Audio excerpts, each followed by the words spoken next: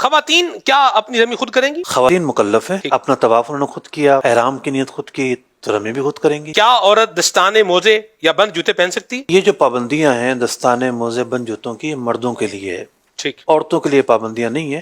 عورتیں بند جوتے پہنے یا دستانے پہنے یا موزے پہنے پہن سکتی ہیں۔ کیا عورت احرام کی حالت میں لباس تبدیل کر سکتی؟ عورت کے لیے تو کوئی جدا گانا لباس ہے ہی نہیں، ٹھیک۔ جو اس نے سادے کپڑے پہنے ہوئے وہی اس کا لباس ہے، کیونکہ لباس کی جو پابندیاں ہیں وہ مرد کے لیے ہیں۔ ہاں عورت کے لیے یہ پابندی ہے کہ وہ چہرہ کھلا رکھے گی، تو اگر وہ اپنے کپڑے چینج کرنا چاہتی ہے تو کر سکتی ہے۔ اگر عورت ایام سے ہو اور مکہ مکرمہ جانا چاہے تو یہ احرام کس طرح باندھے گی؟ احرام کی نیت کرنے سے تو کوئی چیز مانے نہیں ہے۔ پھر روزہ تو ہے نہیں کہ عورت جو ہے نا وہ روزہ نہیں رکھ سکتی یا نماز نہیں پڑھ سکتی، نیت کرنے کا معاملہ ہے، اور عورت جو ہے جو احرام کی نیت ہے وہ لازمی طور پر کرے گی، اس لیے کہ اللہ رب العزت نے مکہ مکرمہ کو ایک خاص تقدیس عطا فرمائی ہے، خاص حرمت عطا فرمائی ہے کہ میقات کے باہر سے جانے والا بغیر احرام کے نہیں جا سکتا۔ تو چونکہ یہ عورت میقات کے باہر سے جا رہی ہے، اس لیے یہ ضروری ہے کہ یہ جو عورت ہے وہ احرام کی حالت میں جائے گی۔ نیت کرنے سے پابندیاں شروع ہو جائیں گی، خوشبو سے بچے گی، زینت سے بچے گی، دیگر جو لوازمات ہیں اس کو اپنائے گی۔ اب اس کی کیفیت احرام شروع ہو گئی ہے، یہ مسجد الحرام شریف میں نہیں جا سکتی کیونکہ ناپاکی کی حالت میں ہے۔ اس کا حال یہ ہے کہ انتظار کرے گی، ٹھیک۔ اور انتظار کرے گی جب پاک ہو جائے گی، پھر جا کر یہ مسجد میں جا کے جو مناسک ادا کرنے ہیں یا عمرہ ادا کرنا ہے عمرہ ادا کرے گی۔ اور اگر اس کی فلائٹ مدینہ منورہ کے لیے ہے اچھا، تو وہاں مسجد نبوی شریف میں نہیں جائے گی، صحیح۔ وہاں جانے کے لیے نیت کرنا ضروری تو نہیں ہے۔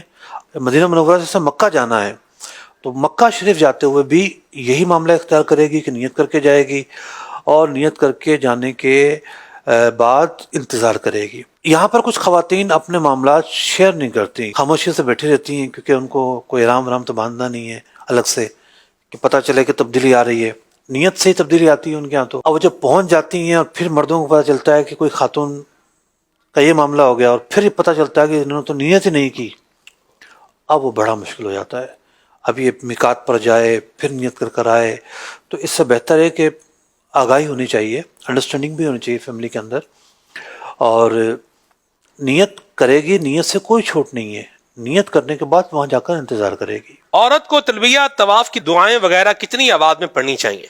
اتنی آواز میں پڑھنی چاہیے کہ کم از کم خود سن لے، کیونکہ پڑھنا اسی وقت کہلائے گا کہ جب اپنے کانوں میں آواز جائے، جبکہ کوئی اور مخل نہ ہو۔ جیسے کوئی شور ہو رہا ہے، اپنے کانوں میں آواز نہیں جا رہی تو ایک الگ بات ہے، بلند آواز سے نہیں پڑھیں گی کہ پڑھ رہی ہیں سب کو سنا رہی ہیں، تو عورت بلند آواز سے تلبیہ نہیں پڑھے گی، عورت اذان نہیں دے سکتی، عورت جو ہے وہ مردوں میں بیٹھ کے تلاوت نہیں کر سکتی، عورت جو ہے وہ مردوں میں بیٹھ کے یا اس کی آواز مردوں میں جائے نعت نہیں پڑھ سکتی۔ تو کا جو ترنم ہے یہ عورت ہے، تو تلبیہ پڑھنے میں بھی ایک ترنم آتا ہے، یا کم از کم ایک احتمال فتنہ ضرور موجود ہے۔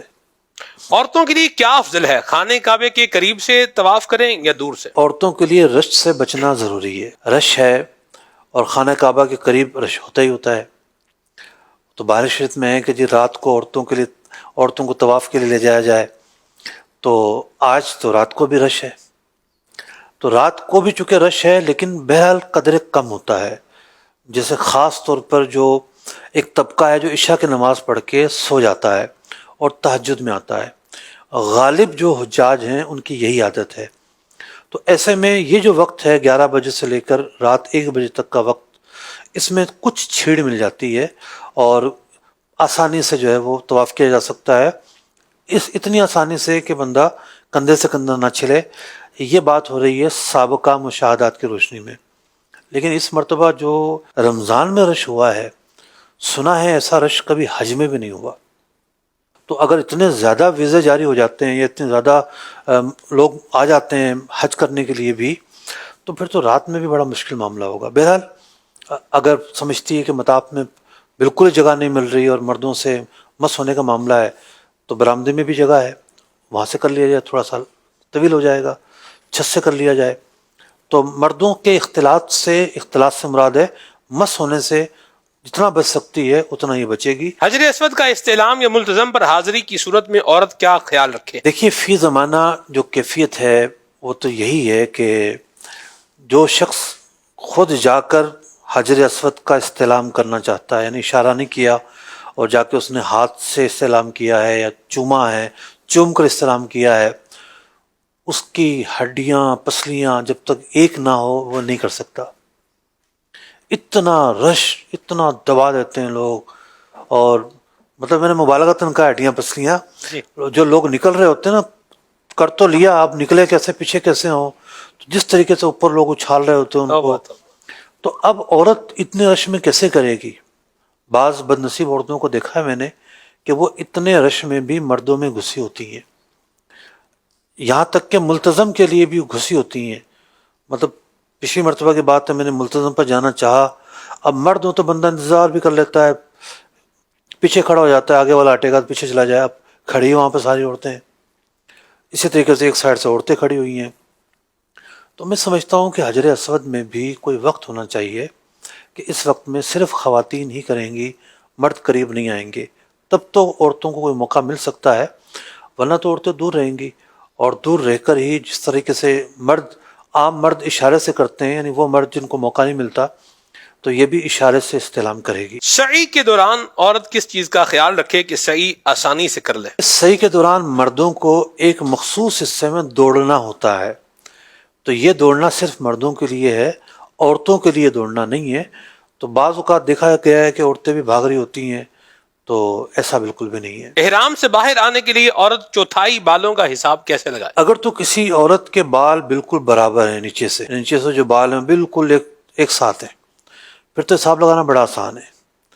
اور اگر بال اسٹیپ کٹنگ کی ہوئی ہے، چھوٹے بڑے ہیں، یا بعض اوقات فیشن والی عورتیں اسٹیپ کٹنگ کرتی ہیں، جو فیشن نہیں کرتی ان کے بال بھی چھوٹے بڑے ہوتے ہیں، قدرتی طور پر کوئی بال لمبا ہو گیا، کوئی چھوٹا ہو گیا۔ تو جس کے بال چھوٹے بڑے ہیں تو اسے زیادہ احتیاط کا مظاہرہ کرنا ہے کہ کم از کم چوتھائی بال کی تقصیر ہے۔ اگر آپ نے چوتھائی سے کم تقصیر کی تو احرام کی جو حالت ہے وہ ختم ہی نہیں ہوگی۔ تو اس لیے اپنے بالوں کی کنڈیشن کو دیکھتے ہوئے چاہیں تو نصف بال لے لیں، 2 حصے کر لیں بالوں کے، اور ایک حصے پر پھر آپ نے ایک پورا کٹنگ کر لی، ایک حصے پر اگلی مرتبہ جب عمرہ کیا اس وقت کٹنگ کر لی۔ تو ایز پر پوزیشن دیکھنا ہے، ہو سکتا ہے بعض عورتوں کو نیچے کے بالوں سے بھی پھر اوپر کے بالوں سے بھی کٹنگ کرنی پڑے تاکہ چوتھائی پورے ہو جائے۔ تو چوتھائی بال کی جو ہے نا ایک پورا کٹنگ ہونا کم از کم ضروری ہے۔ ٹھیک، یہ لکھا ہے کتابوں میں، تقصیر میں بھی پورے بالوں کی تقصیر مسنون ہے، تو اگر پورے بالوں کی تقصیر کی جاتی ہے تو یہ سب سے زیادہ افضل ہے، اور مردوں کے لیے بھی یہ حکم ہے۔ کلائی کسی کی اگر کھل جائے طواف کے اندر تو کیا حکم ہوگا؟ کلائی ستر کا حصہ ہے، اور ستر اگر کھلا رہ جائے تو اس پر اس کی تفصیل ہے، کتنا کھلا رہا اور کتنا کھلا نہیں رہا۔ ستر جیسے نماز میں ستر عورت جو ہے یہ نماز کے لیے فرض ہے، یعنی رکن ہے، فرض ہے۔ طہارت اور ستر عورت، یعنی طہارت سے مراد طہارت حکمیہ، جی وضو اور باغسل ہونا، یہ طواف کے لیے واجب ہے۔ صحیح، اگر ترک ہو گیا تو طواف تو ہو جائے گا لیکن اس کے پھر اپنے احکام ہیں۔ صحیح، تو یہاں سب سے آسان طریقہ تو یہ ہے ایسے طواف کا اعادہ کر لے، ٹھیک، اس چکر کا اعادہ کر لے جس میں ستر کھلا رہا، تو سارے مسائل سے بندہ نکل جائے گا۔